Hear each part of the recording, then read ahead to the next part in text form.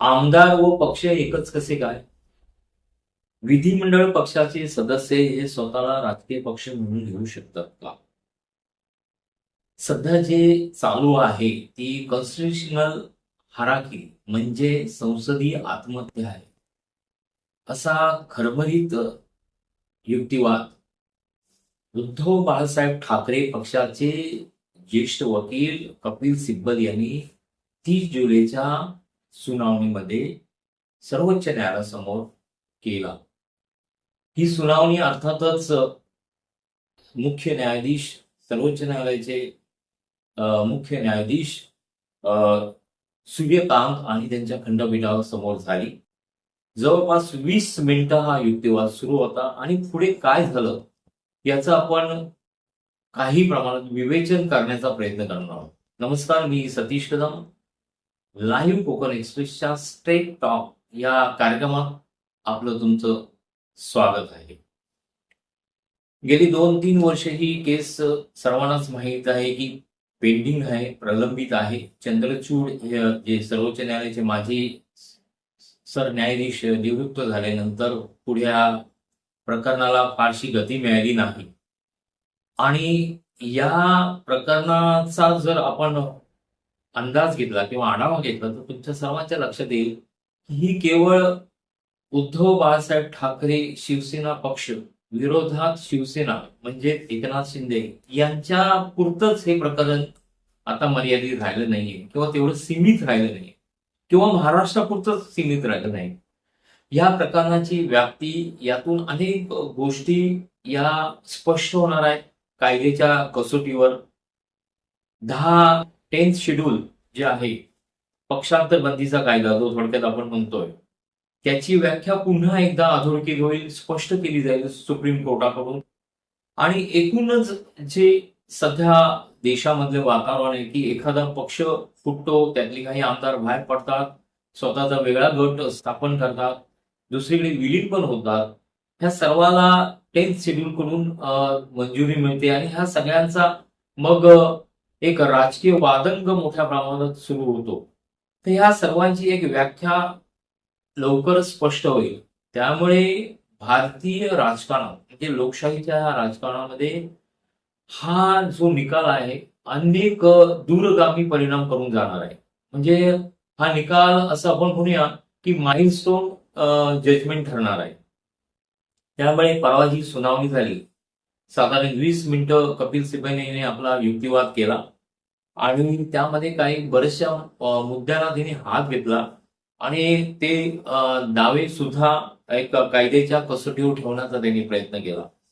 यावेळी त्यांनी कपिल सिब्बल यांनी पक्ष स्थापनेपासून ते पक्ष फुटीपर्यंतचा सगळा प्रवास सर्वोच्च न्यायालयाच्या खंडपीठावर ठेवण्याचा प्रयत्न केला, ज्यामध्ये बाळासाहेब ठाकरे यांनी मग 1966ला पक्ष कसा स्थापन केला, त्याच्यानंतर बाळासाहेब ठाकरे यांचं 2012ला निधन झाल्यानंतर ही सर्व पक्षाची धुळा उद्धव बाळासाहेब ठाकरे यांच्याकडे कशी आली, ते पक्षप्रमुख कशी झाले, हे सगळा इतिहास यावेळी त्यांनी मांडला. आणि 2018ला म्हणजे माझ्या माहितीप्रमाणे 2018ला पक्षाच्या कार्यकारिणीची बैठक झाली आणि जी मीटिंग जी कायद्यानुसार झाली त्यावेळी सुद्धा उद्धव ठाकरे यांना पक्षप्रमुख म्हणून एकमताने त्यांची निवड करण्यात आली, असाही प्रतिवाद म्हणजे दावा कपिल सिब्बल यांनी केला. आणि त्याच वेळी घटनेप्रमाणे पक्षप्रमुखाचे सर्व अधिकार उद्धव ठाकरे यांना दिले. त्याच्यानंतर काय झालं, त्याच्यानंतर निवडणूक आली. उद्धव ठाकरे हे सर्वोच्च नेते असल्यामुळे साहजिकच त्यांनी उमेदवार निवडले आणि उमेदवाराने एबी फॉर्म दिला.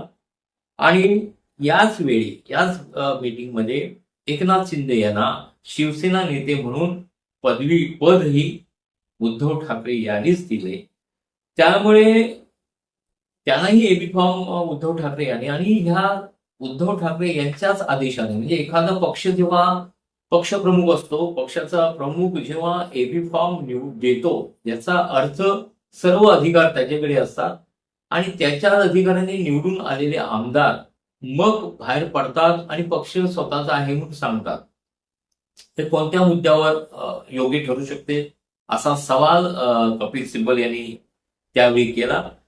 आजही उद्धव ठाकरे पक्षप्रमुख आहेत असंही सांगताना पुढे कपिल सिब्बल असे म्हणतात की 31 आमदारांनी एक ठराव पास केला आणि तो जो ठराव पास करून त्यांनी आपला एक व्हीप केला, जो भरत गोगावले व्हीप त्यांनी अपॉइंट केला आणि प्रभू यांना बाजूला केलं. ही पूर्णतः बेकायदेशीर कृती आहे. व्हीप हा संसदीय म्हणजे विधिमंडळ पक्षाचे सदस्य ठरू शकत नाही. व्हीप हा राजकीय पक्ष म्हणजे जो पार्टी आहे त्याचा प्रमुखच व्हीप हा काढू शकतो. म्हणजेच पर्यायाने उद्धव ठाकरे हे व्हीप बजावू शकतात किंवा काढू शकतात, ते नेमू शकतात. त्यामुळे ते व्हीप हे प्रभू, सुनील प्रभू हेच व्हीप बरोबर होते असाही दावा त्यावेळी त्यांनी केला. आणि त्यामुळे ह्या व्हीपला जेव्हा तत्कालीन राज्यपालांनी मान्यता दिली ती पण चुकीची आहे असं सांगताना कपिल सिब्बल यांनी पुढचा एक मुद्दा त्यांनी फार महत्वाचा अधोरेखित केला आहे की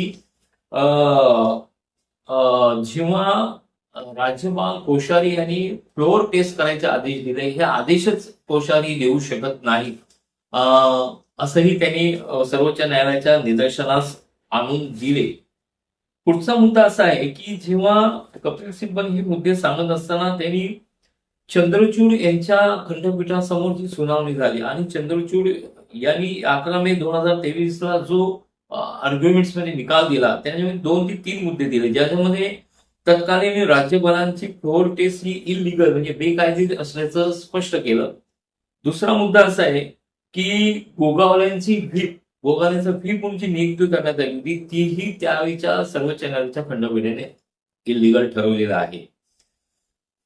यावेळीही खंडपीठाने एक निरीक्षण नोंदवलंय की व्हीप हा पॉलिटिकल पार्टीचाच करायचा असतो आणि त्याच्याच आदेशाने व्हीप तयार होतो. म्हणजे जो मगाशी मी मुद्दा मांडला तो हे न्यायालयाच्या निदर्शनास सिब्बल यांनी आणून दिलं.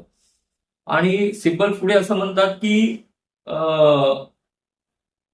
विधिमंडळाचे सदस्य म्हणजे जे विधिमंडळाचे आमदार आहेत ते पक्ष कसे काय ठरू शकतात. आणि त्यामुळे निवडणूक आयोगाकडे जेव्हा ही सुनावणी झाली आणि फेब्रुवारी म्हणजे 17 फेब्रुवारी 2023 ला जेव्हा निवडणूक आयोगाने निकाल दिला की एकनाथ शिंदे यांची शिवसेना ही खरी शिवसेना आहे, त्यावेळी उद्धव बाळासाहेब ठाकरे पक्षाला उद्धव बाळासाहेब ठाकरे शिवसेना पक्ष नाव दिलं, त्याला चिन्ह वेगळं दिलं. परंतु आयोगाने या दोन्ही गटातील वाद पाहिला नाही किंवा त्यांच्यातलं जे कॉन्फ्लिक्ट आहे ते बघितलं नाही. आणि विधिमंडळ पक्षाच्या गटाकडे हा जो कारभार आहे तो कसा सोपवला हा एक मोठा प्रश्न असल्याचं कपिल सिब्बल यांनी त्यावेळी पुढे सांगितलं. पक्षाची जी संघटनात्मक बाजू आहे म्हणजे पार्टी ग्राउंड आपण म्हणूया, ग्राउंड रिलेटी काय आहे हे आयोगाने लक्षात घेतलं नाही असंही त्यावेळी कपिल सिब्बल यांनी मांडलंय. पक्ष म्हणजे यावेळी कपिल सिब्बल यांनी 10व्या शेड्यूलचाही उल्लेख केला. म्हणजे जी 10वी घटनेची अनुसूची आहे ज्यामध्ये पक्षांतर बंदी कायदे त्याचा गैरवापर कसा होतो याच्याही त्यांनी सारांश सांगितला. आणि आपल्या माहितीसाठी सांगतो की कपिल सिब्बल यांनी एक स्वतंत्र जनहित याचिका या विषयावर दाखल केलेली आहे आणि ती सर्वोच्च न्यायालयाने दाखल करून घेतली आहे. त्यामुळे ही एक वेगळी याचिका आहे आणि त्याचाही जेव्हा सुनावणी होईल तेव्हा अनेक गोष्टी पुढे येऊ शकतील, स्पष्ट होऊ शकतील. या दरम्यान आपल्याला एक लक्षात येऊ शकेल की जेव्हा एखादा गट बाहेर पडतो आणि तो पक्ष म्हणून घोषित करतो तर अशा प्रकारे जर केलं तर एकूणच संसदीय जी लोकशाहीची पद्धत आहे आपली घटनेची ती मोठ्या प्रमाणात धोकादायक परिस्थिती येऊ शकते आणि अराजकता माजू शकते असं कपिल सिब्बल यांनी सर्वोच्च न्यायालयाला सांगितलं. आणि त्याला त्यांनी एक शब्द वापरलाय तो म्हणजे कॉन्स्टिट्युशनल हराके, संसदीय आत्महत्या. म्हणजे लोकशाही स्वतःच आत्महत्या केली असं दावा, असं प्रतिपादन कपिल सिब्बल यांनी केलं आहे. आपल्याला आणखी काही मुद्दे यावर चर्चा करायची आहे आणि त्यामध्ये कपिल सिब्बलनी आता हा जो मुद्दा म्हणला की या लोकांना जेव्हा या सर्वांना जेव्हा पक्षप्रमुख म्हणून उद्धव ठाकरे यांनी उमेदवारी दिली, फॉर्म दिला, त्यानंतर ते निवडून आले आणि निवडून आल्यानंतर हे दावा ठोकतात, हा पूर्णपणे बेकायदेशीर आहे. आणि अशी जर परंपरा चालू राहिली तर मात्र ही लोकशाहीची जी चौकट आहे ती मोडीत निघायला वेळ लागणार नाही, असं ते म्हणाले. आणि कपिल सिब्बलने पुढे एक शेवटची टिप्पणी अशी केली की हा निकाल जर वेळेत लागला असता तर आज महाराष्ट्राचं पर्यायाने देशाचं चित्र वेगळं असतं आणि तो आमच्या बाजूने लागला असता. तेव्हा सर्वोच्च न्यायालयाचे खंडपीठ सूर्यकांत यांनी म्हणाले की हा जरतरच्या गोष्टी आहेत. पण सिब्बल म्हणाले खरंच या विषयावर जर आपण गांभीर्याने पाहिलं तर हे होऊ शकतं, असाही दावा त्यांनी केला. आता या प्रकरणाची सुनावणी मंगळवारी म्हणजे 4 ऑगस्टला होणार आहे. कदाचित असं सांगितलं जातंय की सुनावणी पूर्ण दिवसभर चालेल आणि त्यावेळी प्रतिवादी म्हणून जेव्हा शिवसेना एकनाथ शिंदे यांच्या बाजूने मांडलं जाईल तेव्हा एकूणच या विषयाचं बऱ्यापैकी चित्र स्पष्ट होईल. हा झाला परवाच्या विषयाचा थोडक्यात विवेचन. मंगळवारी कदाचित या विषयावर जेव्हा काही मुद्दे मांडले जातील शिवसेनेकडून एकनाथ शिंदे यांच्या बाजूने, ते काय असू शकतात याचा अंदाज आपण मांडला तर ते 2-3 मुद्द्यावर असू शकतात. एक तर निवडणूक आयोगाने दिलेला हा जो निकाल आहे तो ग्राह्य धरावा असा दावा पुन्हा एकदा शिंदे यांच्या बाजूने केला जाईल. दुसरं म्हणजे ग्राउंड रियालिटी ही मांडली जाईल प्रकर्षाने आणि आग्रहाने.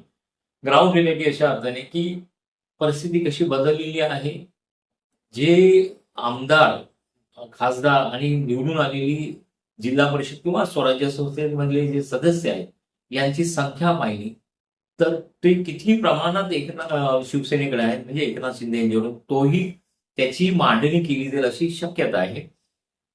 आमदार म्हणजे अनेक लोक, लाखो लोकांचं प्रतिनिधित्व करत असतो. अशा लाखो लोकांपैकी अनेक जर शिवसैनिक असतील तर हे सर्व ग्राउंड रियालिटी किंवा ही मैदानी जी लढाई आहे ती आमच्याकडेच आहे, मैदानी जो दावा आहे तो आमच्याकडेच आहे, असंही स्पष्ट केलं जाईल असं शक्यता आहे. त्यामुळे हे 2-3 मुद्दे मला असं वाटतं की बहुतेक हे मांडले जाऊ शकतात. परंतु एकूणच हा सगळा आवाका पहिला ह्या केसचा, तर पुढच्या लोकशाहीच्या म्हणजे पुढच्या इलेक्शनच्या दरम्यान ह्या सगळ्या गोष्टी स्पष्ट होऊ शकतात. आणि मंगळवारी या विषयाची सुनावणी कशी होईल म्हणजे हे जे मुद्दे 2-3 मुद्दे आपण बोललो तसे कदाचित मांडण्याची शक्यता होईल आहेच. आणि शिवाय जे आपले विधान सभेचे अध्यक्ष आहेत यांनी जो आपल्या अधिकारात निकाल दिलाय त्याचाही म्हणजे त्याचा सपोर्ट किंवा पाठिंबा घेतला जाईल असं मला वाटतंय. आणि त्यामुळे एकूणच जो आताचा आवाका आहे म्हणजे आताच्या इलेक्शन नंतरचा जो आवाका आहे त्याची मांडणी बहुतेक वकिलांकडून होण्याची शक्यता आहे.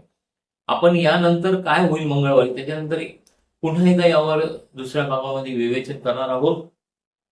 तुर्तास आपण इथे थांबणार आहोत. तुम्हाला या सर्व विषयावर म्हणजे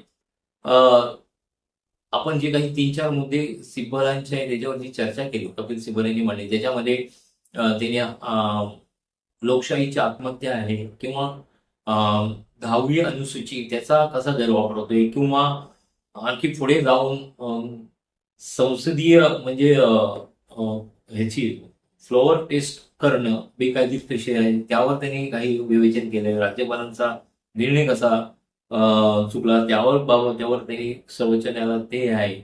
आणि महत्वाचा मुद्दा म्हणजे विधिमंडळ सदस्य, विधिमंडळ पार्टी आणि राजकीय पक्ष, पॉलिटिकल पार्टी, ह्या 2 गोष्टी वेगळ्या आहेत. विधिमंडळ सदस्य म्हणजे आमदार आणि पॉलिटिकल पार्टीचा सगळा आवाका, ह्या दोन्ही गोष्टी वेगवेगळ्या आहेत. हेही प्रकर्षाने मांडण्याचा प्रयत्न सिब्बल यांनी केला. ह्या सर्वांवर तुमचं काय मत आहे, तुमची काय भूमिका आहे किंवा तुम्हाला काय वाटतं हे कृपया तुम्ही आम्हाला कॉमेंट्स करून नक्कीच सांगा. तोताच इथेच थांबू. धन्यवाद.